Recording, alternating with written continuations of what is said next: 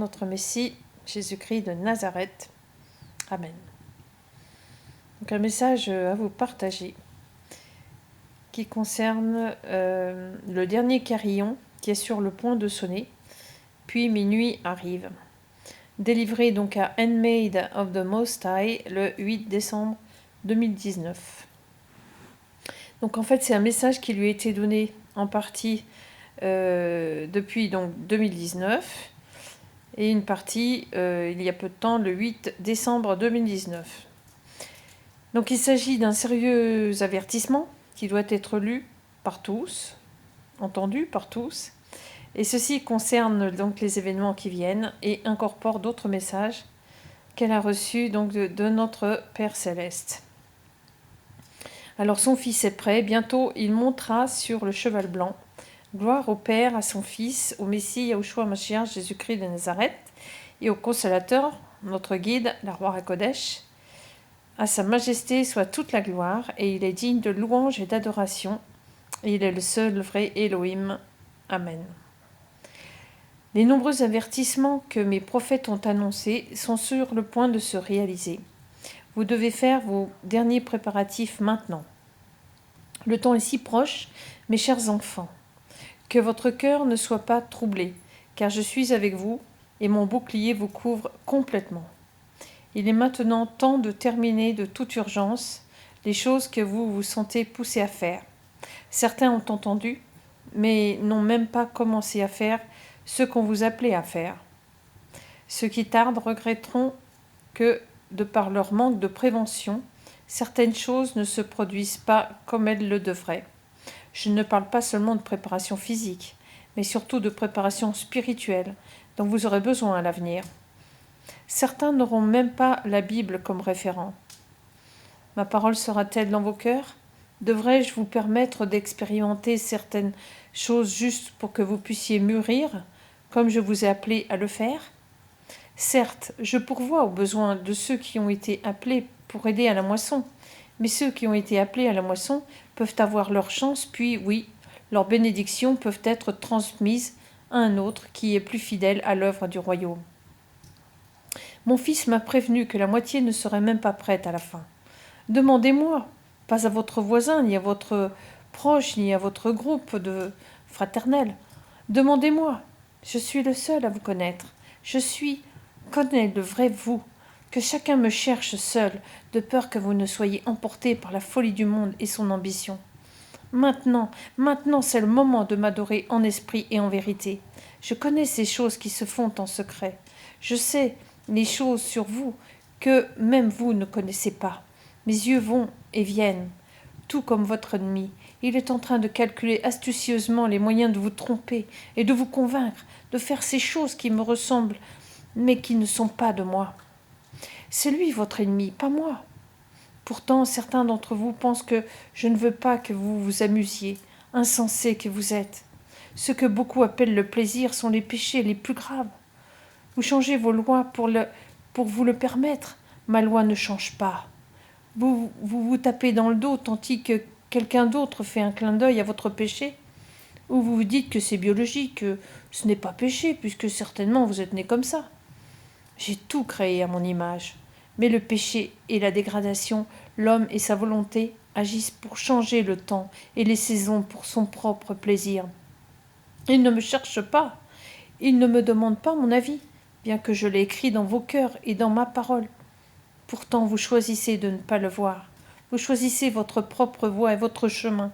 Je vous le dis, sachez que vous êtes sur le chemin large, le chemin qui mène à l'enfer. Pourtant, vous êtes convaincus et vous êtes en train de convaincre les autres que vous êtes des pionniers, que vous êtes courageux et désintéressés, alors que vous êtes malfaisants.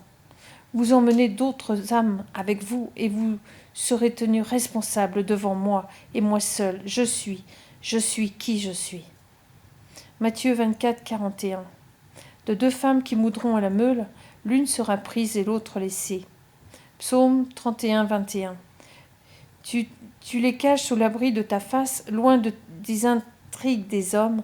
Dans un refuge, tu les préserves des langues qui les attaquent. Psaume 34, 16.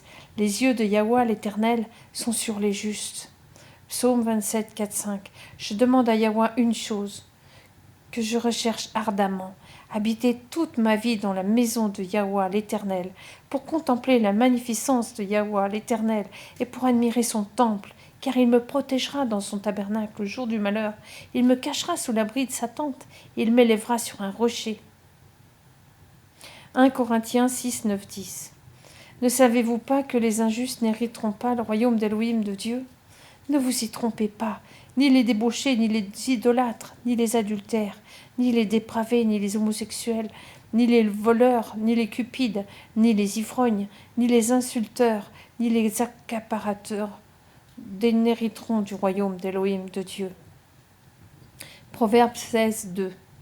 Toutes les voies de l'homme sont pures à ses yeux, mais à celui qui pèse les esprits, c'est Yahweh. Ézéchiel 9, 8, 10.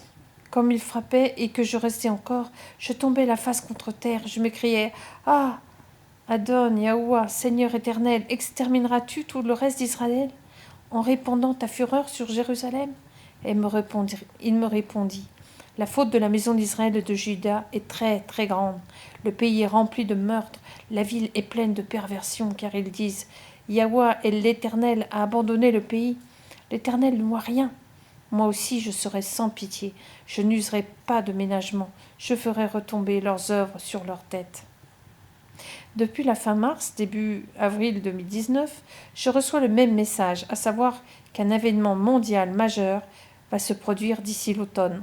J'ai perçu que cela signifiait à la fin de l'été, mais ce n'est pas ce qu'il a dit. En fait, il m'a rappelé des mots qu'il m'avait donnés au cours des dernières années et qui indiquaient une saison où les enfants seraient à l'école, surtout dans un rêve particulier, puisque pensaient que quelque chose, beaucoup soutenaient qu'il s'agissait d'un ravissement, se produirait donc le 23 septembre 2019. Je m'interrogeais à ce sujet, mais je savais que ceux qui avaient spécifié cette date étaient erronés, parce que le père m'a rappelé à plusieurs reprises que même son fils ne connaissait ni la date ni l'heure. Donc après le 23 septembre, il a dit que l'automne ne faisait que commencer. Alors je savais qu'il disait que la saison était en fait l'automne. Puis je me suis demandé, en me basant sur d'autres choses qu'il m'avait montrées, s'il était possible que ce ne soit pas en 2019, mais un autre automne comme en 2020, auquel il faisait référence, ce qui coïncide avec les renseignements du gouvernement dont j'ai été récemment au courant, ainsi que d'autres prophéties données aux autres prophètes. Bien que je n'ai pas été clair sur l'année, je crois qu'il est clair sur la saison, surtout sur une écriture qu'il m'a montrée aujourd'hui, Matthieu 24, 19, 21. Malheur aux femmes qui seront enceintes et à celles qui allaiteront en ces jours-là. Priez pour que votre fuite n'arrive pas en hiver, ni un jour de Shabbat, car alors il y aura une grande tribulation, telle qu'il n'y en a pas eu depuis le commencement du monde jusqu'à maintenant et qu'il n'y en aura jamais plus. Donc je crois que l'événement cataclysmique aura lieu à l'automne, bien que j'ai tendance à croire que c'est l'année prochaine. Des ordres du général seront bientôt donnés à mesure qu'il mettra les siens à leur place, ce qui a déjà commencé à se produire. Que ce soit cette année ou dans un avenir proche, il n'est pas l'auteur de la confusion. En me basant sur d'autres choses dont il m'a parlé, que je n'ai pas été amené à partager, je penche maintenant pour la possibilité que ce soit l'année prochaine. Cela dit, on m'a donné des mots qui indiquent que les choses vont continuer à s'accélérer rapidement vers l'effondrement de la société, comme une grosse boule de neige hors de contrôle, bien qu'il soit aux commandes. Les choses se produiront en tandem, et lorsque le grand événement se produira, le monde entier connaîtra beaucoup de choses hostiles. Ne vous laissez pas berner en pensant que c'est comme l'histoire de celui qui crie au loup ou du vilain petit canard, des contes, des fables ou des paroles philosophiques du monde occidental. Ceux qui ne suivent pas ces nombreux avertissements n'auront donc aucune excuse de ne pas s'être préparés spirituellement, ni pour agir selon les directives du Père. Donc ceux qui y prêtent attention devraient travailler plus fort et de façon plus stratégique vers les plans qu'ils sont appelés à réaliser. Le Père m'a dit de partager que ceux qui disent « Oh, Dieu ne me parle pas de cela à moi », de vous dire « Vous n'écoutez pas. Quelle que soit l'idole par laquelle vous m'avez remplacé, elle doit être détrônée de votre vie. » Jean 10, 27. Mes brebis entendent ma voix. Moi, je les connais et elles me suivent. Marc 13, 17, 20. Malheur aux femmes qui seront enceintes et à celles qui allaiteront en ces jours-là. Priez pour que cela n'arrive pas en hiver. Car ce seront des jours de tribulation, tels qu'il n'y en a pas eu jusqu'à maintenant, de semblables depuis le commencement du monde qu'Élohim a créé, et qu'il n'y en aura jamais plus. Et si Yahweh, le Seigneur, n'avait abrégé ces jours, personne ne serait sauvé. Mais il les a abrégés à cause des élus qu'il a choisis. Donc pendant les jours précédant cette prophétie, on m'a montré 11, 11, au moins 7 fois ou plus. Les seules autres fois, j'ai été alertée sur le nombre, comme une signification prophétique de la parole qui m'a été donnée et qui était dans la prophétie donnée dans Le Dévastateur est à la porte du 1er septembre 2019. Donc en effet, je sais dans mon esprit qu'un temps très significatif s'en vient. Ne vous laissez pas distraire par les fêtes, par les impôts ou par d'autres événements mondains. Le Seigneur des Seigneurs envoie son message à ceux qui sont ouverts à l'écoute. Voilà, donc soyez grandement bénis. Je n'ai pas la teneur par contre du message délivré le 1er septembre 2019. Le dévastateur est à la porte. Il est possible que vous puissiez le voir sur YouTube. Je tenterai de mettre cela dans le commentaire si je trouve donc le lien sur YouTube. Bon, soyez grandement bénis. Au nom de Yahushua Mashiach. Amen.